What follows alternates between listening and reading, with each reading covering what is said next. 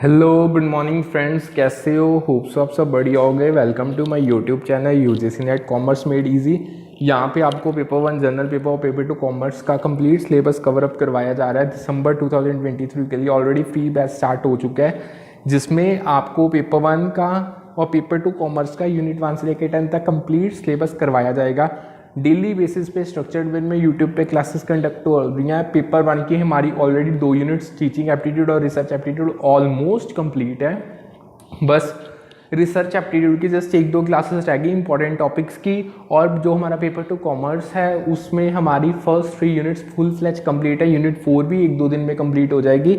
इसके PDF notes English और Hindi language दोनों में अवेलेबल है टेलीग्राम चैनल पे। डेली मॉक टेस्ट कंडक्ट किया जाता है, वो भी इंग्लिश और हिंदी दोनों लैंग्वेजेस में टेलीग्राम प्लस यूट्यूब पे अवेलेबल है free of cost. So just आपको करना क्या है, आप एक तो टेलीग्राम चैनल ज्वाइन कर लो जिसका लिंक डिस्क्रिप्शन में। अप्रॉक्स 148 मेंबर्स हो चुके हैं इसमें हमारी, और यूट्यूब चैनल भी सब्सक्राइब कर लो, इसमें भी हमारे 182 मेंबर्स हो चुके हैं। दोनों चैनल्स को सब्सक्राइब लाइक एंड शेयर कर लो। देखो आज है हमारे पेपर 2 कॉमर्स की क्लास। जैसे कि आपको पता ही है, हमने अपनी बिजनेस फाइनेंस की यूनिट स्टार्ट की हुई थी। कल के सेशन में जो लास्ट टॉपिक किया था वो क्या था, रिस्क रिटर्न का ट्रेड ऑफ। आज हम उससे आगे बढ़ते हैं। सो बिना टाइम वेस्ट किए हुए स्टार्ट करते हैं। अप्रॉक्स 188 पेज के अराउंड हम पहुंच चुके हैं। यहाँ तक ये हमने कर लिया था, Modigliani Miller residual theory से ये सब कुछ किया हुआ है हमने। हम कर रहे थे ये एमपीडी थ्योरी भी कल करवा दी थी मैंने। हाँ, यहाँ से हमने स्टार्ट करना है रिस्क मैनेजमेंट से। देखो कल हमने रिस्क का मतलब समझा, रिटर्न क्या होती है, रिस्क रिटर्न ट्रेड ऑफ भी हमने कर लिया था। आज हम करने जा रहे हैं रिस्क मैनेजमेंट। देखो जो रिस्क मैनेजमेंट है ना, नाम ही बताता है, आप इसमें रिस्क को मैनेज करते हो। ठीक है, आप इसमें क्या क्या होगा, देखो मैनेजमेंट में ये नहीं होता कि केवल आप रिस्क मैनेज ही करोगे, उसमें बहुत सी चीज़ें आ जाती हैं। इसमें सबसे पहले आइडेंटिफाई किया जाएगा, रिस्क को असेस किया जाएगा और उसके बाद मिटिगेट किया जाएगा ताकि जो आपके जो पोटेंशियल लॉसेस हैं उनको मिनिमाइज किया जा सके। देखो सबसे पहले ना आपको रिस्क को आइडेंटिफाई करना पड़ता है। आपको पता होना चाहिए कि आपको किस टाइप का रिस्क फेस हो रहा है, वो रिस्क कितने लेवल पे आ रहा है, यानी वो अनसर्टेनिटी बेस्ड है। ठीक है, देखो ऑब्वियस है हर रिस्क अनसर्टेनिटी बेस्ड ही होता है, बट आपको कहीं ना कहीं उसका इम्पैक्ट पता होना चाहिए। आप इस चीज़ को असेस करोगे।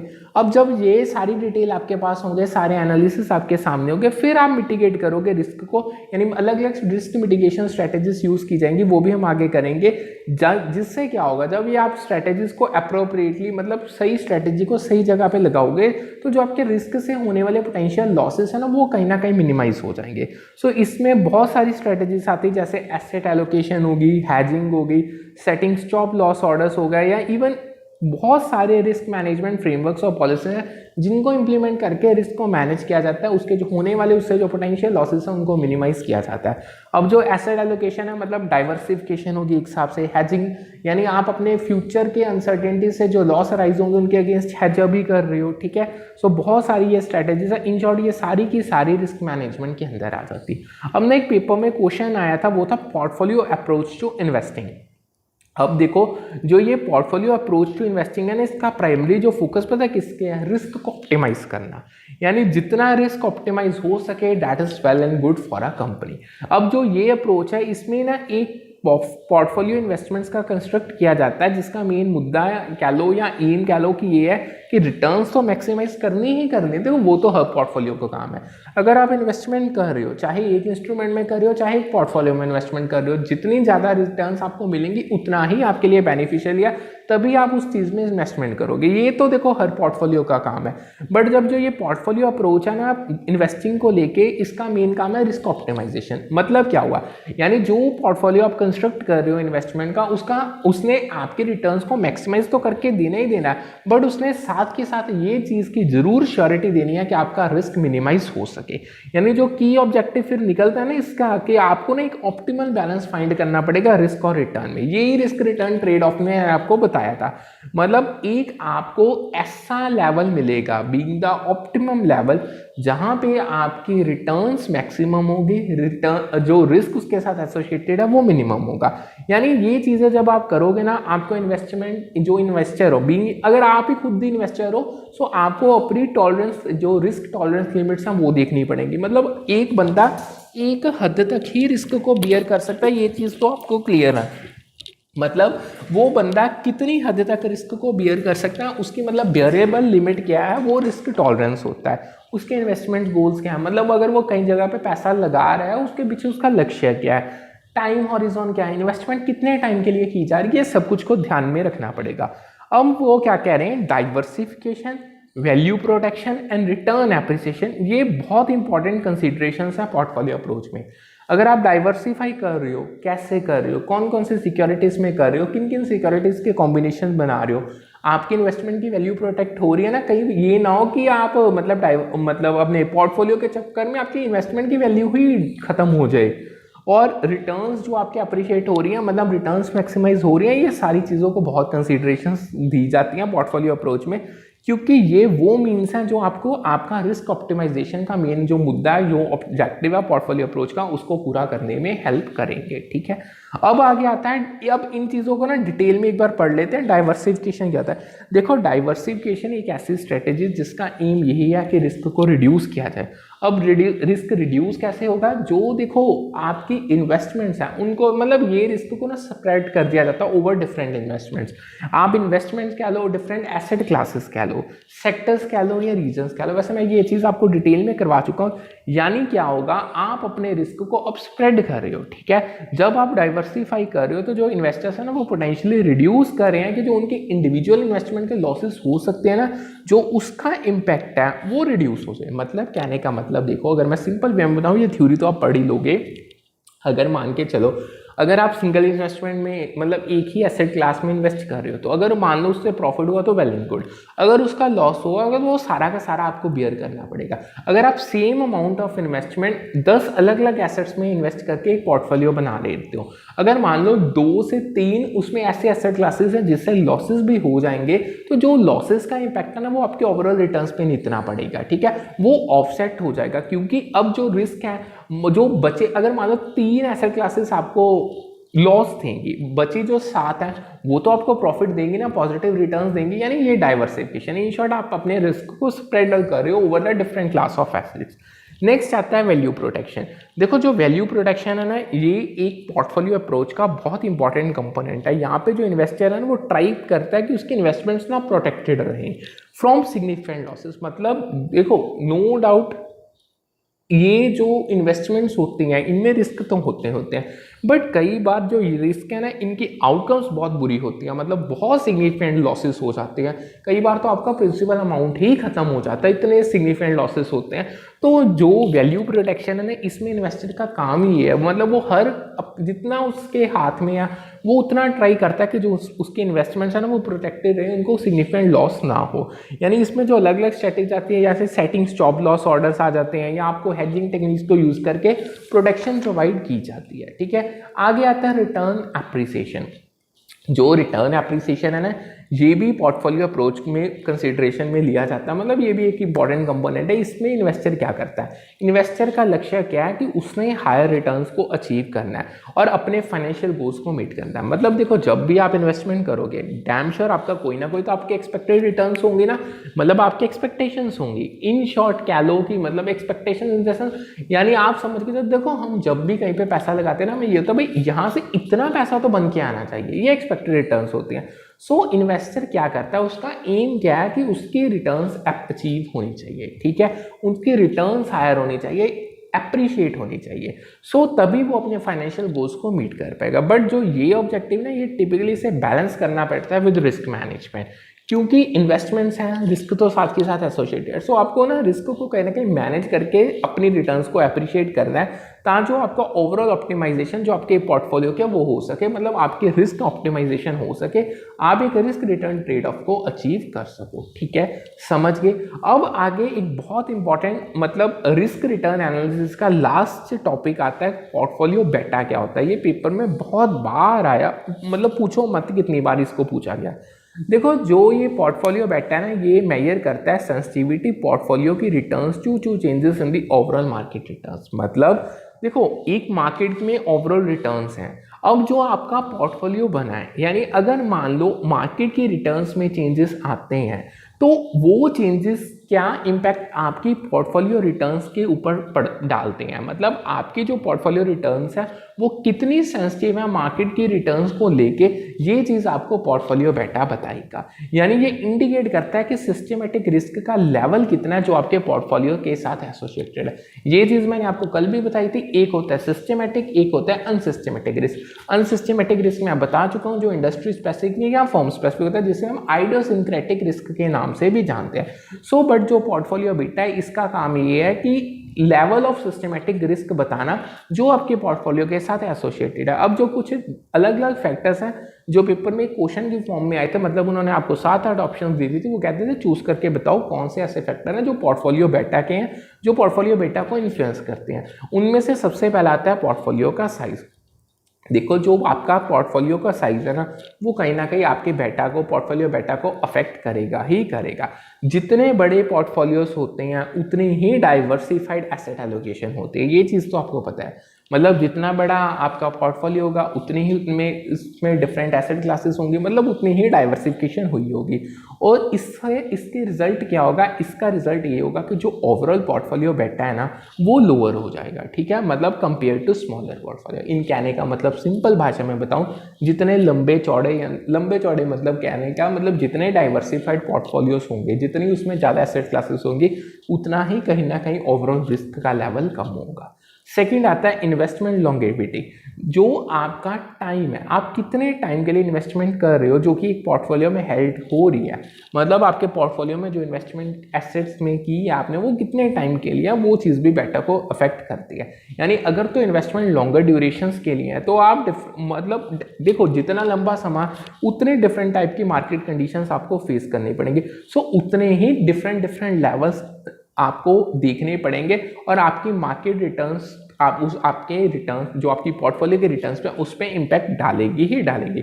यानी कहीं ना कहीं जो आपकी पोर्टफोलियो रिटर्न्स है वो सेंसिटिविटी ज़्यादा दिखाएंगी अगर आपके इन्वेस्टमेंट की ड्यूरेशन बहुत लॉन्ग है, क्योंकि आपको सिनेरियोस, आपके मार्केट के डायनामिक्स बहुत अलग अलग देख लोगे आप लंबे समय में।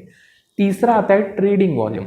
अब जो ट्रेडिंग वॉल्यूम है सिक्योरिटीज़ की जो आपके पोर्टफोलियो में है वो भी बीटा को अफेक्ट करेगी, मतलब आप कितने वॉल्यूम की सिक्योरिटीज ट्रेड कर रहे हो अपने पोर्टफोलियो के थ्रू। सो अगर तो आपकी ट्रेडिंग वॉल्यूम हायर है, वो चीज़ इंडिकेट करती है कि आपकी मार्केट पार्टिसिपेशन बहुत ज़्यादा है, और ये चीज़ कहीं ना कहीं आपकी ओवरऑल सेंसिटिविटी है ना जो आपके पोर्टफोलियो टूवर्ड्स मार्केट रिटर्न्स वो अफेक्ट करेगी। मतलब जितना ज़्यादा आप वॉल्यूम ट्रेड करोगे मतलब उतना ही आप मार्केट में इंडल्ज हो रहे हो, मतलब आपकी तो फिर ट्रांजेक्शन कहीं ना कहीं डेली हो जाएंगी। सो ये चीज़ कहीं ना कहीं मतलब जो आपकी मार्केट रिटर्न्स निकलेंगी वो चीज़ आप इम्पैक्ट डालेगी, यानी जो आपकी मार्केट रिटर्न्स में चेंजेस आएंगे ना वो कहीं ना कहीं आपके पोर्टफोलियो के रिटर्न्स पे इम्पैक्ट डालेंगे ही डालेंगे, ठीक है। आगे आता है रिटर्न इंटरवल्स, वीकली या मंथली। अब जो आपकी टाइम कितना है, यानी आपको कितने टाइम बाद आपके जो आपने इन्वेस्टमेंट किया थ्रू पोर्टफोलियो उससे रिटर्न्स आ रही है, यानी जो इंटरवल है ना ये रिटर्न्स के बीच में ये मेजर की जाती है जो आपके पोर्टफोलियो को बेटा को कहीं ना कहीं अफेक्ट कर सकते हैं। यानी अगर तो आपके डिफरेंट रिटर्न इंटरवल्स हैं जैसे वीकली, मंथली, तो आप मार्केट जो आपकी you can capture variations in market movement different and can influence the calculated beta. कहने का मतलब क्या हुआ है, देखो आपके पोर्टफोलियो में अलग अलग इन्वेस्टमेंट्स होंगी ना, हर इन्वेस्टमेंट की रिटर्न इंटरवल तो नहीं सेम होगी ना, कोई आपको वीकली रिटर्न्स देगा, कोई आपको मंथली देगा, कोई बाय मंथली देगा, कोई क्वार्टरली देगा। अब जो ये सारी डिफरेंट रिटर्न्स यानी जो जितनी जितने भी आपके एसेट क्लासेस हैं उतनी ही आपके रिटर्न इंटरवल्स होगी ना। सो ये चीज़ आपको कहीं ना कहीं ना आप वेरिएशंस जो यानी जो मार्केट मूवमेंट हो रही है ना वो कैप्चर कर सकते हो। जब ये कैप्चर होंगी तो डैम श्योर है मार्केट वेरिएशंस का इन्फ्लुएंस कहीं ना कहीं पोर्टफोलियो बीटा पे पड़ेगा ही, ठीक है। सो ये होता है टॉपिक कंप्लीट, होप्स आपको समझ आ गया होगा। अगर आपको कोई डाउट है तो आप मुझे मैसेज करके अपना डाउट क्लियर करवा सकते हो। अब नेक्स्ट टॉपिक पे आते हैं, एसेट सिक्योरिटाइजेशन क्या होता है, ठीक है। बहुत इंपॉर्टेंट टॉपिक है एसेट सिक्योरिटाइजेशन का। देखो जो ये एसेट सिक्योरिटाइजेशन है ना ये एक फाइनेंशियल प्रोसेस है जिसमें पूलिंग और रीपैकेजिंग की जाती है फाइनेंशियल एसेट्स की। अब फाइनेंशियल एसेट्स में लोन्स हो सकते हैं, मॉर्टगेज हो सकते हैं, रिसीवेबल्स हो सकते हैं, आप इन चीज़ों को ट्रेडेबल सिक्योरिटीज में कन्वर्ट कर देते हो। मतलब एसेट सिक्योरिटाइजेशन बहुत simple, being a financial process simple वो ये कहता है पूल और करो। पहले आप अपने फाइनेंशियल एसेट्स को इकट्ठा करो, पूल करो, और फिर उसको रीपैकेज कर दो। रीपैकेज मतलब उसको चेंज कर दो, उसको कन्वर्ट कर दो ट्रेडेबल सिक्योरिटीज में। अब देखो आपने पहले लोन लिया, ठीक है। अगर एग्जांपल के थ्रू समझाता हूँ, मान लो सपोज करो आपने पहले लोन लिया, वो आपका फाइनेंशियल एसेट हो गया, यानी आपने उस लोन को अब सिक्योरिटीज में कन्वर्ट कर दिया, बीइंग ट्रेडेबल। अब वो सिक्योरिटीज में कन्वर्ट हो गया, देन अब आप उसको सेल कर सकते हो इन्वेस्टर्स को इन कैपिटल मार्केट। ये पूरा एसेट सिक्योरिटाइजेशन का काम है। अब कुछ एसेट सिक्योरिटाइजेशन में ना कुछ एस्पेक्ट्स आते हैं, वैसे ना इसका नाम ही बताता है, मतलब एसेट्स को सिक्योरिटीज में कन्वर्ट करना, सिंपल चीज।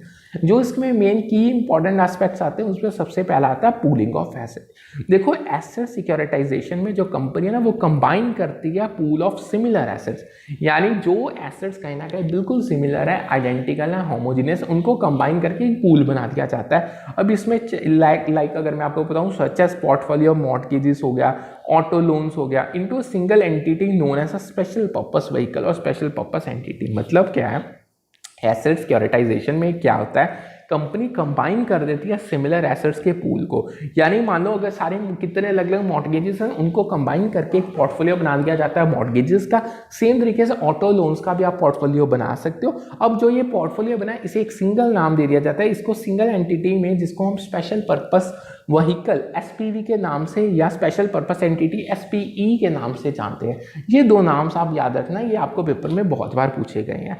सेकेंड आता है इशुएंस ऑफ सिक्योरिटीज। अब जो आपने एसपीवीज बनाए हैं, ठीक है, आप एसपीवी को इशू कर देते हो as securities backed by the cash flows generated by the underlying asset. मतलब जो एसपीवी है अब उसको सिक्योरिटीज में कन्वर्ट करके वो इशू हो जाएंगी।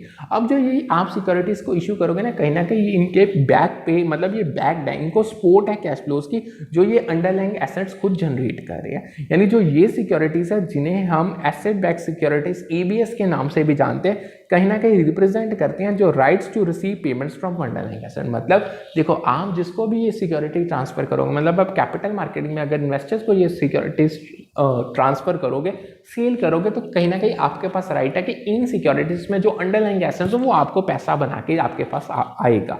समझ गए। आगे आता है क्रेडिट इनहैंसमेंट।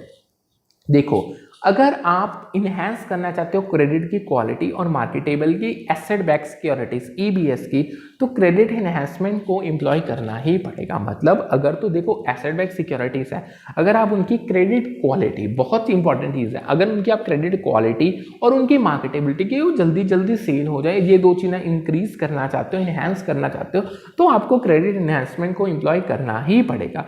अब जो क्रेडिट इनहेंसमेंट्स हैं इसमें कोलेटरल आ जाता है, गारंटीज आ जाती है, ओवर कोलेटरलाइजेशन आ गया, सबऑर्डिनेशन हो गया, रिजर्व अकाउंट्स, यानी ये सारी बहुत स्ट्रेटेजीज हैं। मतलब आपने security as a security collateral guarantee दी है, ओवर कोलेटरलाइजेशन, सबऑर्डिनेशन, रिजर्व पड़े हैं आपके पास, आपको अगर कोई प्रॉब्लम है, इमरजेंसी है, तो आप रिजर्व से पैसा उठा सकते हो।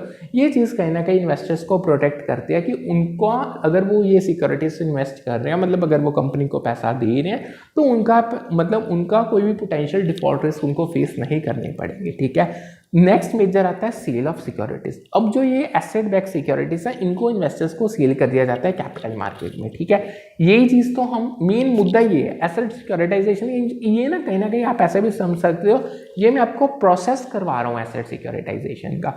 यानी अब जो ये एसेट बैक सिक्योरिटीज है अब ये सेल होगी इन्वेस्टर्स को कैपिटल मार्केट में। मतलब जो ये सिक्योरिटीज है ना ये स्ट्रक्चर्ड होती है, इनको स्ट्रक्चर किया जाता है in different tranches with varying level of risk and return to appeal the different investment preferences. मतलब अगर आपको मैं सिंपल भाषा में बताऊं तो जब आप ये सिक्योरिटीज कैपिटल मार्केट में इन्वेस्टर्स को सेल करोगे ना, इनकी कैटेगराइजेशन कर दी जाती है, इनको अलग अलग ट्रेंचेस में ना स्ट्रक्चर्ड कर दिया जाता है। कहने का मतलब क्या हो, देखो जिनका लेवल ऑफ रिस्क या रिटर्न्स ऑलमोस्ट सेम है वो एक कैटेगरी में चल जाएंगे, बाकी एक कैटेगरी में। मतलब देखो आपके इन्वेस्टर्स बीइंग इंडिविजुअल डिफरेंट है, उनके डिफरेंट प्रेफरेंसेस है, डिफरेंट एक्सपेक्टेशंस है, सो आप उनके एक्सपेक्टेशंस के अकॉर्डिंग कैटेगराइजेशन कर रहे हो। जो कैटेगरी इन्वेस्टर को, जिस टाइप के इन्वेस्टर को अच्छी लगेगी वो उस टाइप की सिक्योरिटीज आप उसको सेल कर दोगे। ठीक है। आगे आता है कैश फ्लोस। अब जो ये कैश फ्लोस होंगे आपकी अंडरलाइंग एसेट से, जैसे आपकी लोन रीपेमेंट्स आएंगे, इंटरेस्ट पेमेंट्स आएंगे, इनको पास कर दिया जाता है through to the holders of asset back securities. मान के चलो ये आपके एसेट्स हैं, यानी अगर एसेट्स हैं तो आपको पैसा बना के देंगे, बट आपने तो इन एसेट्स को सिक्योरिटीज में कन्वर्ट करके आगे इन्वेस्टर्स को सेल कर दिया। सो आप क्या करोगे, जो अब आपको पैसा आएगा, आपकी कंपनी को आएगा अंडरलाइंग एसेट से, आप उसको आगे इन्वेस्टर्स को ट्रांसफर कर दोगे। ठीक है। समझ गए, जिनके पास एसेट बैक सिक्योरिटीज है। यानी जो ये स्ट्रक्चर है ना सिक्योरिटाइजेशन का, ये डिटरमाइन करता है priority of cash flow distribution among different tranches of security. Even आपके एसेट्स का जो स्ट्रक्चर है, मतलब आपने जो सिक्योरिटाइजेशन किया वो किस स्ट्रक्चर को, किस डायमेंशंस को फॉलो करके किया, वही आपको बताएगा कि आपने पहले कैश फ्लो किसको देना, उसके बाद कैश फ्लो किसको देना। बट एट द एंड सारा का सारा पैसा ट्रांसफर किया ही जाता है। लास्ट जब आते हैं, देखो हमने पूरा प्रोसेस इन शॉर्ट कर लिया एसेट सिक्योरिटाइजेशन का। इसके बेनिफिट्स क्या हैं? देखो जो एसेट सिक्योरिटाइजेशन है बहुत सारे बेनिफिट्स ऑफर करता है। सबसे पहले तो लिक्विडिटी होती है फॉर ओरिजिनेटर ऑफ एसेट्स, यानी जिसने एसेट जिससे ओरिजिनेट हुए हैं उसकी लिक्विडिटी बनी रहती है। क्योंकि जब एसेट्स को सिक्योरिटीज में कन्वर्ट करके आपने पैसा आगे इन्वेस्टर्स को सेल किया, एक तो वहां से पैसा आ जाएगा, दूसरा आपको आपके नॉर्मल एसेट्स के पैसा आना ही आना, यानी लिक्विडिटी मेंटेन्ड रहती है। रिस्क ट्रांसफर हो जाता है, मतलब आपको रिस्क बेयर करने की जरूरत है क्योंकि आपने उसको सिक्योरिटी में कन्वर्ट करके आगे इन्वेस्टर को शिफ्ट कर दिया। सो अब रिस्क इन्वेस्टर का है, डाइवर्सिफिकेशन हो जाती है, इन्वेस्टर्स को अपॉर्चुनिटीज मिलती हैं, यानी उनको कहीं ना कहीं पोटेंशियल एक्सेस मिल जाता है कि वो लो कॉस्ट फंडिंग आपके पास अवेलेबल है, यानी वो इन्वेस्ट करेंगे आपके पास पैसा आएगा, यानी इन शॉर्ट ये लोअर कॉस्ट फंडिंग होती है। सो ये चीज़ कहीं ना कहीं फाइनेंशियल इंस्टीट्यूशंस को अलाउ करते हैं कि वो कन्वर्ट कर सकते हैं अपने इलिक्विड एसेट को ट्रेडेबल सिक्योरिटी। ये चीज़ याद रखना। देखो जो तो लिक्विड एसेट्स हैं वो कंपनी कभी सिक्योरिटीज पे नहीं कन्वर्ट करेगी, क्योंकि वो तो कंपनी खुद ही उनको इजिली कैश में कन्वर्ट कर सकती है। बट कई बार कंपनी के इतने ऐसे भी एसेट्स होते हैं कंपनी के पास जो इलिक्विड होते हैं, मतलब जिनको कैश में इजिली कन्वर्ट नहीं किया जाता। अगर आप करने भी बैठो ना वो टाइम बहुत ज़्यादा लेते हैं। सो ऐसे इलिक्विड एसेट्स को ट्रेडेबल सिक्योरिटीज में, मतलब एसेट सिक्योरिटाइजेशन के प्रोसेस के थ्रू कन्वर्ट कर दिया जाता है। इससे क्या होगा, इससे आप अपनी कैपिटल फ्री अप कर देते हो, जिससे आप फर्दर लेंडिंग और इन्वेस्टमेंट एक्टिविटीज कैरी आउट कर सकते हो। समझ गए, आगे आते हैं। सो यहाँ पे ना एक चीज़ इंपॉर्टेंट बहुत है, जो एसेट सिक्योरिटाइजेशन है इसने बहुत इंपॉर्टेंट रोल प्ले किया था ग्लोबल फाइनेंशियल क्राइसिस जो 2008 और 9 में आए थे। क्यों? क्योंकि ये as a certain complex securitize product है जिनको टाई कर दिया गया था सब प्राइम मॉर्गेजेस के साथ, जो एक्सपीरियंस कर रहे थे सिग्निफिकेंट डिफॉल्ट रेट्स। कहने का मतलब क्या हुआ, जो आपके 2008 एंड 9 में ग्लोबल फाइनेंशियल क्राइसिस आए थे में ना, उसमें कई ऐसे कॉम्प्लेक्स सिक्योरिटाइज प्रोडक्ट्स थे जिनको टाई किया गया था मॉर्गेजेस के साथ, खास करके सब प्राइम मॉर्गेजेस के साथ, यानी जिनको कहीं ना कहीं बहुत, मतलब जो बहुत कहीं ना सिग्निफिकेंट रिस्क फेस कर रहे थे, डिफॉल्ट रेट्स उनके बहुत ज़्यादा थे। सो उस डिफॉल्ट से बचने के लिए उनको ट्रेडेबल सिक्योरिटीज में कन्वर्ट कर दिया। एज अ रिजल्ट क्या हुआ, कुछ रेगुलेटरी रिफॉर्म्स और इंक्रीज स्क्रूटिनिटी को इंप्लीमेंट किया गया था ताकि जो ट्रांसपेरेंसी को इन्हेंस किया जा सके और जो आपके पोटेंशियल रिस्क हो सकते हैं एसेट सिक्योरिटाइजेशन के बदले में उसको मिटिगेट किया जा सके। ठीक है, समझ गए। अब आगे बढ़ते, आगे आते एक अगेन इंपॉर्टेंट टॉपिक है, वो क्या कहते हैं, reasons for raising funds via securitization. अगर आप सिक्योरिटाइजेशन कर रहे हो, उसके थ्रू आप अपने फंड्स को जनरेट कर रहे हो, तो उसके पीछे आपके कारण क्या है। देखो सबसे पहला तो कारण ये है, आपने कैपिटल चाहिए, आपको आपने कैपिटल रेज कर दिया। सो जो सिक्योरिटाइजेशन है ना कहीं ये कंपनीज को अलाउ करते हैं कि वो अपनी कैपिटल को रेज कर सकते हैं by transforming their illiquid asset, मतलब इलिक्विड एसेट्स को ट्रेडेबल सिक्योरिटीज में कन्वर्ट करके उनको आगे इन्वेस्टर्स को सेल करके पैसा लाया जा सकता है फॉर योर कैपिटल। ठीक है, ये चीज़ समझ आ गई। अब क्यों देखो इलिक्विड एसेट्स इसी कारण किए जाते हैं क्योंकि ये इजीली कन्वर्टेबल नहीं होते आपके टूवर्ड्स द कैश। ठीक है, नेक्स्ट मेजर रीजन था to accelerate earnings for financial reporting purposes, यानी आप अपनी जो आपकी फाइनेंशियल रिपोर्टिंग पर्पसेस के लिए जो आपके पास पैसा आ रहा है ना, उसका आना तेज करो, एक्सलरेट करो। यानी जो सिक्योरिटाइजेशन है कहीं ना कहीं ना ये मीन्स प्रोवाइड करती है कंपनीज को कि वो रिकॉग्नाइज कर सकते हैं अपनी अर्निंग्स को जो उनको एसेट से हो रही है, दे हैव सिक्योरिटाइज्ड अपफ्रंट, यानी कि जो उन्होंने एसेट्स जिनको उन्होंने सिक्योरिटाइज किया, जो उनसे अर्निंग्स हो रही हैं उनको एक्सलरेट करना, ये कहीं कंपनी को मींस प्रोवाइड करते हैं उस अर्निंग्स को रिकॉग्नाइज करने के लिए। यानी जब आप ट्रांसफर कर देते हो अपने एसेट्स को to a special purpose vehicle, यानी आपने अपने अलग अलग इलिक्विड एसेट्स को एक सिंगल एंटिटी यानी स्पेशल पर्पस व्हीकल में कन्वर्ट कर दिया और बाद में इन सिक्योरिटीज को जो एसेट से बैक्ड है, मतलब ये नहीं कह सकते आप इन सिक्योरिटीज की कोई गारंटी नहीं, क्योंकि ये सिक्योरिटीज मतलब एसेट्स के लिए है, यानी ऑब्वियस चीज़ है कि एसेट्स बैक सिक्योरिटीज में फुल गारंटी है इसकी। सो जो कंपनियां वो कैश रिसीव कर लेती है इमीडिएटली, यानी सिक्योरिटीज जाए। पहले क्या हुआ, यानी पहले जो आपका एसेट्स आपने एसपीवी में कन्वर्ट किया, उसके बदले आपने फिर सिक्योरिटीज इशू कर दी जो बैक विद एसेट्स हैं जो आपने एसपीवी में कन्वर्ट किए थे। अब कंपनी इमीडिएटली साथ के साथ कैश रिसीव कर लेगी क्योंकि कंपनी ने वो सिक्योरिटीज कैपिटल मार्केट में इन्वेस्टर्स को ट्रांसफर कर दी। सो ये चीज़ आप एज आ रेवेन्यू रिकॉग्नाइज कर सकते हो और earnings on their financial statement. मतलब जब भी आपको पैसा रिसीव हो गया आप साथ के साथ उस चीज़ को यानी you have received revenue as a इसे चीज़ को रिकॉग्नाइज कर सकते हो फाइनेंशियल स्टेटमेंट्स में। ठीक है, तीसरा मेजर रीजन था टू डाइवर्सिफाई फंडिंग रिसोर्सेज, यानी सिक्योरिटाइजेशन कई ऐसी चीज़ है जो कंपनीज को अलाउ करती है कि वो एक न्यू इन्वेस्टर बेस को टैप कर सकते हैं by issuing securities that are backed by different types of assets. मतलब एक तो नॉर्मल कंपनी के इन्वेस्टर्स होते हैं, अब जो आप ये एक नया इन्वेस्टर बेस है जिसको आप एसेट बैक सिक्योरिटीज इशू कर रहे हो, यानी कहीं ना कहीं आप अपने फंडिंग सोर्सेज को डाइवर्सिफाई कर रहे हो जो आपका रिलायंस यानी आपकी डिपेंडेंस रिड्यूस कर देगी जो आप ट्रेडिशनल बैंक लोन्स पे आपकी कंपनी की है, या इवन आप कह लो कि ये ना आपको बहुत अच्छा एक्सेस प्रोवाइड करेगी कि नए इन्वेस्टर्स का, मतलब जितने नए इन्वेस्टर उतनी जल्दी आपको पैसा मिलेगा, यानी पोटेंशियली जो कंपनी की ओवरऑल फंडिंग रिस्क है ना वो रिड्यूस हो जाएगा। समझ के आगे या चलते हैं, लास्ट मेजर रीजन आता है the potential for reducing funding cost, यानी अब जो सिक्योरिटाइजेशन है ये बहुत सारी कॉस्ट एडवांटेजेस देती है कंपनीज को। जब आप अपने इलिक्विड एसेट्स को ट्रांसफर कर देते हो मार्केटेबल सिक्योरिटीज में, जो कंपनीज है ना वो अपनी सिक्योरिटीज को सेल करते हैं इन्वेस्टर्स को, ये सिक्योरिटाइजेशन का काम है। ये मैं आपको ऑलरेडी बता देता हूँ। जब ये चीज़ होती है ना तो तब जो आपका इसमें आप क्या करते हो, you transfer the credit risk associated with the underlying asset, मतलब एसेट के साथ जो क्रेडिट रिस्क को जितना भी लेवल का एसोसिएटेड है वो भी ट्रांसफर हो जाता है। अगर सिक्योरिटीज गई एसेट गया तो यानी उसके साथ रिस्क भी चला गया। सो इसके रिजल्ट में आपकी जो फंडिंग कॉस्ट है एक तो वो कंपनी की कम हो जाती है, यानी कंपनी अपनी अब company compare to borrowing directly from lenders और इशूइंग अनसिक्योर्ड लोन्स। बड़ी सिंपल चीज़ है, यानी जो ये फंडिंग कॉस्ट है आपको कैसे पता चलेगा अगर फंडिंग कॉस्ट कम हो गई, ये चीज़ आपको कंपैरिजन के थ्रू पता चलेगी। यानी जब अगर तो आप डायरेक्टली बोरो करते हो, मतलब मान लो करीब किसी लेंडर से डायरेक्टली बोरो करते हो या आप अनसिक्योर्ड बॉन्ड्स इशू करते हो तो उनकी कॉस्ट कहीं ना कहीं आपको बहुत ज़्यादा बियर करनी पड़ती है और सिक्योरिटाइजेशन की कॉस्ट इतनी ज़्यादा नहीं होती। ये कंपैरिजन ये मतलब दोनों का कंपैरिजन आपको ये चीज़ क्लियर करेगा। ठीक है, आगे एक स्टेटमेंट आई थी वो सुनो। When a banker sells a mortgage portfolio by setting up mortgage pass-through securities, it is an example of securitization। उन्होंने आपको ना पेपर में सिक्योरिटाइजेशन का मतलब समझा दिया था और साथ में कहा था कि आपको बिलो ऑप्शंस दिए हैं, 4 ऑप्शंस दिए, आप इसमें से चूज करके बताओ कि सिक्योरिटाइजेशन की एग्जांपल कौन सी है।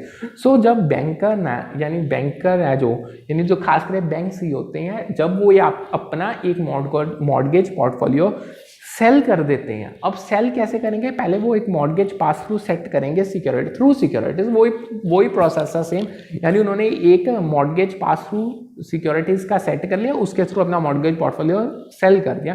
तो ये सिक्योरिटाइजेशन की एग्जांपल है। इसको डिटेल में देख लेते हैं। पहले तो मतलब वही है, यानी आप सिक्योरिटाइजेशन में मतलब अपने फाइनेंशियल एसेट्स को पूल करके उनको देन एक सिंगल एंटिटी में कन्वर्ट करके फिर उनको ट्रेडेबल सिक्योरिटीज में कन्वर्ट करके सेल कर दें। तो इस केस में जो मतलब जो मैंने अभी एग्जांपल बताई, जो मॉर्गेज पास थ्रू सिक्योरिटीज थी ना, ये रिप्रेजेंट करते थे क्लेम्स को to the cash flows generated by underlying mortgage loans. मतलब जो ये लोन्स है ना, जो ये कैश फ्लोज जनरेट करेंगे, ये इस चीज़ ने गारंटी दी थी। मतलब बैंक ने अगर मॉर्गेज किया हुआ है तो मतलब बैंक को तो पैसा आएगा ही आना, यानी ये जो मॉर्गेज से इन पे क्लेम्स हैं जो इनके यहाँ से कैश फ्लोज जनरेट होंगे, ये अंडरलाइंग मॉर्गेज लोन को रिप्रेजेंट करते थे। यानी ये सिक्योरिटीज़ को फिर इन्वेस्टर्स को सेल कर दिया गया, जिससे बैंकर्स को क्या हुआ, उन्होंने अपना क्रेडिट तो ट्रांसफर किया ही किया, साथ के साथ जब उन्होंने ये securities being the mortgage portfolio जब इसको in the form of security sale किया, उनको फंड्स भी ऑब्टेन हो गए साथ के साथ। ठीक है, समझ गए। अब आगे आता है सेल्फ लिक्विडेटिंग स्ट्रक्चर क्या होता है। देखो सिक्योरिटाइजेशन में सेल्फ लिक्विडेटिंग स्ट्रक्चर का मतलब है ये ऐसी टाइप है सिक्योरिटाइजेशन में जहाँ पे कोई एसेट्स को एक्वायर नहीं किया जाता और जो कोलेटरल है वो फिक्स्ड रहता है for the life of asset. मतलब जब आप सिक्योरिटाइजेशन कर रहे हो उसकी एक ऐसी टाइप है जिसमें ना एसेट्स को एक्वायर नहीं किया जाता, कोलेटरल सेम रहता है एसेट की लाइफ टाइम में। यानी इस स्ट्रक्चर में जो कैश फ्लोज जनरेट हो रहे हैं ना अंडरलाइंग एसेट्स के कारण, उनको ही यूज किया जाता है इन्वेस्टर्स को रीपे करने के लिए सिक्योरिटाइज इंस्ट्रूमेंट के ओवर द टाइम। ठीक है, यानी जो कैश फ्लोस आप रिसीव करोगे उनको आप यूज करोगे to retire the outstanding principal and interest on security. यानी आपके पास जो कैश फ्लोस आ रहे हैं आप उनको ही आगे यूज करके जो आपने मतलब जिनको इन्वेस्टर्स को जो आपने प्रिंसिपल उनका मोड़ना जो इंटरेस्ट देना आप उसको पे कर दोगे। अल्टीमेटली इससे क्या होता है, सेल्फ लिक्विडेशन होती है या रीपेमेंट हो जाती है सिक्योरिटीज की। इसे सेल्फ लिक्विडेटिंग स्ट्रक्चर कहते हैं। मतलब जो ये सेल्फ लिक्विडेटिंग स्ट्रक्चर है इसे कॉमनली यूज किया जाता है एसेट बैक सिक्योरिटीज में। ट्रांजैक्शंस जब होंगी यानी जो एसेट बैक सिक्योरिटी की ट्रांजैक्शन उनमें इसको यूज किया जाता है, जहां पे जो अंडरलाइंग एसेट्स होते हैं जैसे आपका मॉर्गेज लोन्स, ऑटो लोन्स, ये कैश फ्लोस जनरेट करेंगे, उन्हीं कैश फ्लोस को आप यूज करके इन्वेस्टर्स को रीपे कर दोगे। ठीक है, यानी जो कोलेटरल पूल्स है वो सेम वैसा का वैसा ही रहता है, मतलब आपके एसेट्स कम नहीं होते। यानी आप एसेट्स को सिक्योरिटीज में कन्वर्ट करके सेल करते भी वो आपके पास बकायदा वैसे ही रहते हैं। सो जो आप पेमेंट्स रिसीव कर रहे हो बोरोवर से उनको पास कर दिया जाता है टू इन्वेस्टर। आपको बोरोवर से पेमेंट आई, आपने उसको ट्रांसफर कर दिया इन्वेस्टर में, यानी कहीं ना कहीं इसमें आप एक रेगुलर स्ट्रीम कैश फ्लोस की इन्वेस्टर को प्रोवाइड कर रहे हो जब तक उनकी जो सिक्योरिटीज में उन्होंने इन्वेस्ट किया वो कंप्लीटली रीपे नहीं हो जाती। सो जो ये स्ट्रक्चर है ना ये हेल्प करता है क्रेडिट रिस्क को खत्म करने में, मिटिगेट करने में, जो आपकी सिक्योरिटी आइज इंस्ट्रूमेंट के साथ एसोसिएटेड है, क्योंकि जो आप कैश फ्लोस वो एसेट जनरेट कर रहे हैं वो डायरेक्टली सपोर्ट कर रहे हैं कि उन्हीं सिक्योरिटीज की रीपेमेंट हम कर रहे हैं इन्वेस्टर्स को। सो ये बहुत एक क्लियर मैकेनिज्म है रीपेमेंट का सिक्योरिटीज पे without the need for additional asset acquisition. यानी आपको नए एसेट एक्वायर करने की जरूरत ही नहीं है, जो एसेट्स आपके पास है आपने उनको पूल किया, उनको सिक्योरिटीज में कन्वर्ट किया, फिर उन्होंने आपने इन्वेस्टर्स को सेल कर दिया, इन्वेस्टर्स ने आपको पैसा दे दिया, और फिर जो एसेट्स आपने आगे बेचे हैं मतलब इन्वेस्टर्स को, उनसे आपको जो आपके बोरोवर्स हैं उन्होंने आपको पैसा दिया, वही पैसे से आपने इन्वेस्टर्स का पैसा रिटर्न कर लिया। बड़ा सिंपल मैकेनिज्म है। ठीक है, सो कोई नीड पड़ती ही नहीं है एडिशनल एसेट एक्विजिशन की, और चेंजेस इन कोलेटरल पूल कभी आते ही हम फिक्स्ड ही रहते हैं। ठीक है, सो यहाँ पे हमारा रिस्क रिटर्न का टॉपिक कंप्लीट होता है। आज एक और इम्पॉर्टेंट नेक्स्ट टॉपिक करते हैं हम इंटरनेशनल मॉनेटरी सिस्टम का। ये इतना इम्पॉर्टेंट टॉपिक है ना, इसमें से बहुत क्वेश्चंस आए हैं। देखो जो इंटरनेशनल मॉनेटरी सिस्टम है ना बेसिकली ये फ्रेमवर्क और रूल्स हैं जो गवर्न करते हैं इंटरनेशनल पेमेंट्स को, एक्सचेंज रेट्स को, इवन फ्लो ऑफ कैपिटल को कंट्री से। मतलब ये पूरा एक बाउंड्री सेट है, मतलब फ्रेमवर्क पूरी बाउंड्री आपको प्रोवाइड करता है, आपको रूल्स बताता है, आपको दायरे बताता है, आपको चीज़ें बताता है, आपको करने किस तरीके से। यानी इन शॉर्ट इंटरनेशनल पेमेंट्स कैसे होंगी, एक्सचेंज रेट्स कैसे डिटरमाइन किए जाएंगे, आपके कैपिटल अगर एक कंट्री से दूसरे में जानी वो कैसे जाएगी, ये सारा कुछ हमें इंटरनेशनल मॉनेटरी सिस्टम बताता है। यानी कहीं ना हमें ये पूरा इंफ्रास्ट्रक्चर प्रोवाइड करता है जिसमें हम इंटरनेशनल ट्रेड को और फाइनेंशियल ट्रांजेक्शन को कंडक्ट करेंगे। यानी हम मुंह उठा के इंटरनेशनल ट्रेड नहीं कर सकते, हमें एक दायरे के अंदर रह रहा है कि एक सिस्टम को फॉलो करके इंटरनेशनल ट्रेड को कंडक्ट करना होता है। यानी जो ये इंटरनेशनल मॉनेटरी सिस्टम है ना ये इवॉल्व, मतलब देखो इतना स्ट्रॉन्ग सिस्टम है, आपको वर्ल्ड में इतनी कंट्रीज हैं उनको इंटरनेशनल ट्रेड करना बता रहा है, तो ये एकदम से तो बना नहीं होगा, यानी डैम श्योर है स्टेजेस में और अरेंजमेंट्स में इवॉल्व होगा। अब हम उन स्टेजेस को पढ़ने जा रहे हैं। देखो सबसे पहले आया था गोल्ड स्टैंडर्ड जो 1870 से लेके 1914 तक था। जो ये गोल्ड स्टैंडर्ड रह रहा था ना इसमें कंट्रीज क्या करती थी, वो अपनी करेंसीज को फिक्स्ड कर देती to a specific amount of gold. मतलब एक अमाउंट उठा लिया गोल्ड का, उसके रिलेटेड उसके कॉन्टेक्स्ट में कंट्रीज अपना एक करेंसी का फिक्स रेट मतलब अपना फिक्स कर देती थी करेंसीज को। सो जो ये एक्सचेंज रेट थे ना वो डिटरमाइन होते थे बाय गोल्ड पैरिटी। ठीक है, एंड कंट्रीज क्या करती थी, उनको ना सफिशिएंट गोल्ड रिजर्व्स मेंटेन करने पड़ते थे अगर तो उन्होंने अपनी करेंसी को बैक करना है। मतलब कहने का क्या है, सिंपल गोल्ड स्टैंडर्ड में क्या होता था, हर कंट्री गोल्ड के कंपैरिजन में अपना करेंसी का रेट डिटरमाइन करती थी। फिर जो कंट्रीज के बीच में एक्सचेंज रेट डिटरमाइन होता था ना वो गोल्ड को कंपेयर करके किया जाता था।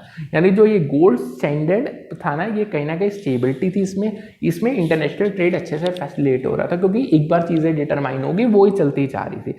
बट इसकी कुछ लिमिटेशंस भी थी क्योंकि जब इकोनॉमिक क्राइसिस आए ना उसमें बहुत चीज़ें हिल गई थी, और सो जो इसमें ना एक फ्लेक्सिबिलिटी बड़ी लिमिटेड थी जो आप इकोनॉमिक कंडीशंस को रिस्पॉन्ड कर ही नहीं पाते थे। ठीक है, जब ये गोल्ड स्टैंडर्ड एरा खत्म हुआ यानी 1817 से 1914 तक चला, ये डेट्स याद रखना। उसके बाद आया इंटर वॉर पीरियड यानी 1918 से लेके 1939 तक, ये था वर्ल्ड वॉर 1 के बाद का। यानी जब वर्ल्ड वॉर 1 होगी उसके बाद जो गोल्ड स्टैंडर्ड सिस्टम है ना उसको बहुत सारे चैलेंजेस फेस करने पड़े, इतनी ज़्यादा मुश्किलें बढ़ गई थी, एट द एंड उसको बंद ही करना पड़ा, उसको ख़त्म कर दिया गया। सो कंट्रीज है ना उनको इकोनॉमिक इंस्टेबिलिटी का सामना करना पड़ गया, यानी वो इकोनॉमिकली ना हिल गई थी, करेंसीज डिवैल्यूएट हो गई थी, ट्रेड डिस्टर्ब हो गया था, इंटरनेशनल ट्रेड का पूरा ही हिल चुका था वर्ल्ड वॉर 1 के बाद। सो जो lack of coherent international monetary system led to breakdown of global economic cooperation. यानी इससे क्या हुआ, अब ये देखो, अब जब ये वर्ल्ड वॉर हुई थी ना 1, यानी इकोनॉमिक इंस्टेबिलिटी आ गई क्योंकि बहुत सारा पैसा तो लड़ाई में चला गया, ट्रेड बंद हो गए कंट्रीज में, ठीक है। और अब क्या हुआ, जो international monetary system gold standard era में काम कर रहा था उसकी धज्जियां उड़ गई, वो खत्म हो चुका, और एट द एंड जो ग्लोबल इकोनॉमिक कॉपरेशन थी ना वो बिल्कुल ही खत्म हो गई। उसके बाद आया सबसे इंपॉर्टेंट जो इंडिविजुअली पेपर में बहुत बार आया, ब्रेटन वुड्स सिस्टम 1944 टू 1971। यानी जब ये सब कुछ हो गया वॉर पीरियड के बाद में जो 1918 टू 1939 तक चला, उसके बाद ब्रेटन वुड्स सिस्टम को 1944 में इस्टेब्लिश किया गया। ये कैसे होता है, ये ना एक कॉन्फ्रेंस हुई थी ब्रेटन वुड्स जो न्यू हैम्पशायर में है, ये to address the post world war 2 economic reconstruction. मतलब ये कॉन्फ्रेंस का कारण क्या, देखो जो ये इंटर वॉर पीरियड था ना इसमें 2 वर्ल्ड वॉर्स हो गई थी, पहली भी हुई फिर दूसरी। अब जो दूसरी वर्ल्ड वॉर के बाद जो इकोनॉमिक रिकंस्ट्रक्शन करनी थी ना, अब क्योंकि सारी कंट्रीज की इकोनॉमिक इंस्टेबिलिटी फेस कर रही थी, उनकी इकोनॉमिकली सिचुएशंस बिगड़ चुकी थी, तब एक ब्रेटन वुड न्यू जो कि एक न्यू हैम्पशायर में उसमें ना कॉन्फ्रेंस को किया गया जिसमें पोस्ट वर्ल्ड वॉर 2 के इकोनॉमिक रिकंस्ट्रक्शन को एड्रेस करना था। और इसके बदले में 1944 में ब्रेटन वुड सिस्टम को इस्टेब्लिश किया गया। यानी जो ये सिस्टम था ना, इस एट द एंड जब ये खत्म हुआ, जो ये सिस्टम था इसने इंटरनेशनल मॉनेटरी फंड IMF और वर्ल्ड बैंक को क्रिएट कर दिया। यानी जो ब्रेटन वुड सिस्टम के अंदर जो करेंसीज है ना उनको पैक्ड कर दिया गया टू US डॉलर। मतलब अब हर करेंसी US डॉलर के कंपैरिजन में ही कंपेयर की, मतलब हर एक करेंसी को US डॉलर के कंपैरिजन में ही बताया जाता है, which was in turn tied to gold at a fixed exchange. पहले हर कंट्री की करेंसी को पैक्ड किया गया टू US डॉलर और फिर उसको आगे कर दिया गया to a gold at a fixed exchange rate, ठीक है। अब जो कंट्रीज एग्री कर गई थी कि वो मेंटेन करेंगी value of their currencies with in a narrow bound of fluctuation, यानी ऑलमोस्ट हर कंट्री एग्री थी कि वो अपनी डिनोमिनेशन को, अपनी करेंसी को वैल्यू कर देंगे विद इन दिस मतलब फ्रेमवर्क कि वो US डॉलर के कंपैरिजन में कर देंगे, ठीक है। सो ये था ब्रेटन वुड का सिस्टम। आगे बढ़ते हैं, यानी अब जो ये ब्रेटन वुड कॉन्फ्रेंस है ना, ये 1944 में ब्रेटन वुड्स न्यू हैम्पशायर में जो कि US में उसमें हेल्ड हुई थी। यानी इसका एम ये था कि एक फ्रेमवर्क इस्टेब्लिश किया जाए जो post world war 2 international monetary system को बनने में हेल्प करेगा, ठीक है। सो ये कॉन्फ्रेंस का जो रिजल्ट क्या निकला, इससे 2 की मेन इंस्टीट्यूशंस बने, एक तो IMF, दूसरा IBRD जिसे हम international bank for reconstruction and development के नाम से भी जानते हैं, जिसको आगे जिसका नेम चेंज होकर वर्ल्ड बैंक बन गया था, ठीक है। यानी ये चीज पेपर में बहुत बार पूछी गई है कि कौन से 2 मेन इंस्टीट्यूशंस थे। अगर तो आपको ऑप्शंस में अवेलेबल हो तो IMF और international bank for reconstruction and development IBRD। हाँ, तो अगर आपके पास IBRD नहीं होगा तो वहाँ पे वर्ल्ड बैंक होगा। अब ज़्यादातर वर्ल्ड बैंक ही आता है क्योंकि अब उसका नेम वर्ल्ड बैंक हो चुका है। सो जो ये IMF था ये इस्टेब्लिश किया गया था ताकि एक ग्लोबल इकोनॉमिक स्टेबिलिटी को प्रमोट किया जाए, क्योंकि वर्ल्ड वॉर्स के बाद जो हर कंट्री की इकोनॉमिक स्टेबिलिटी है वो खत्म हो चुकी थी, इंटरनेशनल मॉनेटरी कॉपरेशन खत्म हो चुकी थी। इसका मुद्दा ये था IMF का, एक तो ग्लोबल इकोनॉमिक स्टेबिलिटी बनाई जाए यानी चीज़ें स्टेबल हो, और इंटरनेशनल मॉनेटरी कॉपरेशन को दोबारा से लाया जाए, उसको फैसिलिटेट किया जाए। यानी जो प्राइमरी गोल्स थे उसमें यही था कि आपने मॉनेटरी कॉपरेशन को फोस्टर करना है, आपने फैसिलिटेट करना है इंटरनेशनल ट्रेड को कि वो स्टार्ट हो, वो एक्सपैंड हो और उसकी बैलेंस ग्रोथ होती ही रहे, एक्सचेंज रेट स्टेबिलिटी बनाए रखनी है, फाइनेंशियल असिस्टेंस प्रोवाइड करनी है मेंबर कंट्रीज को जो बैलेंस ऑफ पेमेंट में डिफिकल्टीज फेस कर रही हैं, और आपने ऐसी पॉलिसीज बनानी है जो सस्टेनेबल इकोनॉमिक ग्रोथ हर कंट्री की प्रमोट करेगी। सो जो IMF है ना, ये एक फोरम प्रोवाइड करता है मेंबर कंट्रीज का जो इकट्ठे बैठ के डिस्कस करते हैं और कोऑर्डिनेट करते हैं मॉनेटरी पॉलिसीज जो बन रही हैं, एक्सचेंज रेट अरेंजमेंट्स क्या होंगे, क्या एक्सचेंज रेट सिस्टम्स फॉलो किए जाएंगे, और इसके अलावा जितने भी इकोनॉमिक इश्यूज है। सो इवन देखो ये तो एक तरफ हो गया, इसके अलावा IMF टेक्निकल असिस्टेंस और पॉलिसी एडवाइस भी अपनी मेंबर कंट्रीज को प्रोवाइड करता है ताकि उनको हेल्प मिल सके, वो अपने इकोनॉमिक इंस्टीट्यूशन और पॉलिसीज को स्ट्रेंथन कर सके और उन्हें एक और ही हायर लेवल पे लेके जा सके। इवन IMF फाइनेंशियल असिस्टेंस भी प्रोवाइड करता है, IMF एडवाइस भी देता है, टेक्निकल असिस्टेंट भी देता है, फाइनेंशियल असिस्टेंस भी देता है। ये भी पेपर में बहुत बार आया है। इन अब फाइनेंशियल असिस्टेंस दी जाएंगे इन द फॉर्म ऑफ लोन्स। अपनी मेंबर कंट्रीज को IMF लोन्स प्रोवाइड करता है जिनको बैलेंस ऑफ पेमेंट में प्रॉब्लम आ रही है, यानी उनकी बैलेंस ऑफ पेमेंट डेफिशिएंट में जा रही है, ताकि वो अपनी इकोनॉमी को स्टेबलाइज कर सके और एक नेसेसरी रिफॉर्म्स जो हैं उनको इम्प्लीमेंट किया जा सके। सो इन शॉर्ट जो IMF है ना बहुत ज़्यादा क्रूशियल रोल प्ले करता है ग्लोबल इकोनॉमी में, फाइनेंशियल स्टेबिलिटी को प्रमोट करके सेफ्टी नेट प्रोवाइड करता है उन कंट्रीज को, खास करके मेंबर कंट्री, बाकियों को बहुत कम प्रोवाइड करता है। इवन IMF के ऑलमोस्ट हर कंट्री मेंबर है ही है, यानी मेंबर कंट्रीज को जो इकोनॉमिक चैलेंजेस फेस कर रही हैं। सो इसकी एवोल्यूशन बहुत धीरे धीरे ओवर द टाइम होती गई एंड इसने अपना एक्सपैंड कर दिया अपना मैंडेट, ताकि जो जितने भी इमर्जिंग इश्यूज हैं उनको एड्रेस किया जा सके और जो इंटरनेशनल फाइनेंशियल सिस्टम में चैलेंजेस आ रहे हैं उनके साथ कोप अप किया जा सके। नेक्स्ट आगे क्या आता है, collapse of Bretton Woods and floating exchange rate 1971। यानी 1971 में क्या हुआ, अब ये जो ब्रेटन वुड सिस्टम था ये भी कोलैप्स कर गया, अब फ्लोटिंग एक्सचेंज रेट इमर्ज हो गए। यानी जो ब्रेटन वुड सिस्टम है ना 1971 में इसका कोलैप्स हो गया जब जो US है ना उसमें जब सस्पेंड कर दिया convertibility of US dollar to gold. यानी देखो ब्रेटन वुड में ये डिसाइड किया गया था कि हर कंट्री की करेंसी को पहले US डॉलर में पैक किया जाएगा, बाद में उसको एक फिक्स्ड रेट पे गोल्ड में कन्वर्ट कर दिया जाएगा। बट 1971 में यूएस ने क्या किया, उसने जो उनके यूएस डॉलर की कन्वर्टिबिलिटी थी ना इन गोल्ड में उसको सस्पेंड कर दिया। सो इससे क्या हुआ, इससे जो ब्रेटन वुड सिस्टम था वो कोलैप्स हो गया और इससे अडॉप्शन हुई फ्लोटिंग एक्सचेंज सिस्टम की। यानी ये फ्लोटिंग एक्सचेंज सिस्टम क्या था, एक्सचेंज रेट सिस्टम क्या था, यानी इसमें जो एक्सचेंज रेट थे उनको डिटरमाइन करते थे मार्केट फोर्सेस, डिमांड और सप्लाई के। यानी गवर्नमेंट ठीक है ये फोर्सेस ऑपरेट करते थे, ये एक्सचेंज रेट को डिटरमाइन करते थे, बट गवर्नमेंट कहीं ना कहीं इंटरवीन कर सकती थी फॉरेन एक्सचेंज मार्केट्स में ताकि वो एक्सचेंज रेट वोलेटिलिटी को मैनेज कर पाए थ्रू डिफरेंट मैकेनिज्म्स। यानी इतने ज़्यादा चेंजेस ना आए, मतलब उन आने ठीक है। अब देखो मार्केट डायनामिक्स हैं, दोनों ही डिमांड और सप्लाई मार्केट फोर्सेस हैं, वो चेंजेस तो आएंगे बट कहीं ना कहीं गवर्नमेंट इंटरवीन करके उनका हायर इम्पैक्ट कंट्रोल कर लेती थी। ठीक है, सो इसमें जो मैकेनिज्म थे, मैनेज फ्लोट्स यूज किए जाते थे, पैक्स किए जाते थे टू अदर करेंसी और बास्केट्स ऑफ करेंसीज को यूज किया जाता था इन जो आपकी गवर्नमेंट इंटरवेंशन के थ्रू। नेक्स्ट आया था manage exchange rates and regional monetary agreement arrangements. यानी देखो जब आपके फ्लोटिंग एक्सचेंज रेट आए, इसके एडिशन में कुछ कंट्रीज ने मैनेज एक्सचेंज रेट डिजाइन को अडॉप्ट किया। यानी जहां पे सेंट्रल बैंक इंटरवीन करता है एक्सचेंज रेट को इन्फ्लुएंस करने के लिए एक हद के बीच में, विद इन लिमिट्स।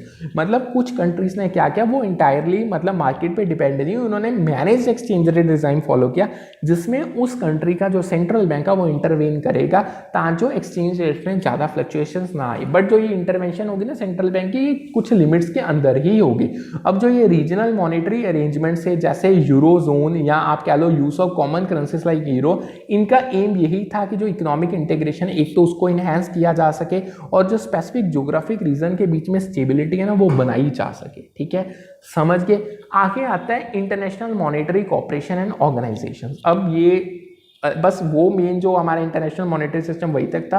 अब ये कुछ एक दो इंपॉर्टेंट टॉपिक है वो है, देखो जो इंटरनेशनल मॉनेटरी कॉर्पोरेशन है इसे प्रमोट किया गया था थ्रू ऑर्गेनाइजेशन। मतलब देखो इंटरनेशनल मॉनेटरी कॉर्पोरेशन ऑर्गेनाइजेशन को IMF हो गया, bank for international settlement BIS हो गया, ये दो मेजर इंस्टीट्यूट हैं जो इसे प्रमोट करते हैं कि वो कहते हैं कि इंटरनेशनल मॉनेटरी कॉर्पोरेशन होनी चाहिए। ठीक है, सो जो IMF है वो फाइनेंशियल असिस्टेंस प्रोवाइड करता है, इकोनॉमिक स्टेबिलिटी को प्रमोट करता है, ग्लोबल इकोनॉमिक डेवलपमेंट्स जो हो रही हैं उनको मॉनिटर करता है। ये चीज़ें मैं आपको ऑलरेडी बता चुका हूँ। अब जो ये BIS है यानी जो बैंक फॉर इंटरनेशनल सेटलमेंट्स है, ये सर्व करता है as a bank for central bank. जैसे एक नॉर्मल बैंक्स होते हैं, रीजनल बैंक्स और नेशनल बैंक, उनके लिए एक कंट्री का सेंट्रल बैंक होता है, वैसे ही हर कंट्री के सेंट्रल बैंक के लिए बैंक फॉर इंटरनेशनल सेटलमेंट्स है। यानी ये कहीं ना कहीं इंटरनेशनल मॉनेटरी ट्रांजेक्शन्स जो अलग अलग कंट्रीज के सेंट्रल बैंक्स के बीच में हो रही है उनको सेटल करता है। करता है और उनको कॉपरेशन के लिए प्रमोट करता है। ठीक है, अब कुछ रीसेंट डेवलपमेंट्स हुई थी वो देख लेते हैं। देखो बहुत रीसेंट ईयर्स में क्या हुआ, डिस्कशन बढ़ती गई कि वो कहते हैं बहुत ज़्यादा इंपॉर्टेंट नीड है रिफॉर्मिंग के लिए इंटरनेशनल मॉनेटरी सिस्टम को, ताकि आप जो अमर्जिंग चैलेंजेस यानी जो चैलेंजेस आप फेस कर रहे हो उनको एड्रेस किया जा सके और जो इम्बैलेंसेस आ रहे हैं उनको करेक्ट किया जा सके। सो बहुत टॉपिक्स ऑफ डिबेट बन गए, रिजर्व करेंसीज का रोल क्या होना चाहिए, एक्सचेंज रेट डिज़ाइन बदलो, कैपिटल फ्लोज कैसे होने चाहिए, आप अपनी ग्लोबल इकोनॉमिक पॉलिसी को कोऑर्डिनेट कैसे करो, ऐसे मुद्दों को डिस्कस टाइम टू टाइम किया ही जाता है। लास्ट अब आता है आज के सेशन का ट्रीटी ऑफ मास्ट्रिच। अब जो ये ट्रीटी थी ना, इसे यूरोपियन कमीशन मेंबर्स ने दिसंबर 1999 में साइन किया था। यानी ये ट्रीटी कमिट करती थी कि to adopting a common currency known as euro. अभी ये चीज़ मैंने आपको बताई ना, लाइक अगर आप मैनेज्ड एक्सचेंज रेट या रीजनल मॉनेटरी अरेंजमेंट पॉइंट पढ़ोगे ना, उसमें कहा गया था कि एक कॉमन करेंसी को फॉलो करो जो यूरो थे। उसे ट्रीटी ऑफ मैस्ट्रिचिट में ही किया गया था डिसाइड।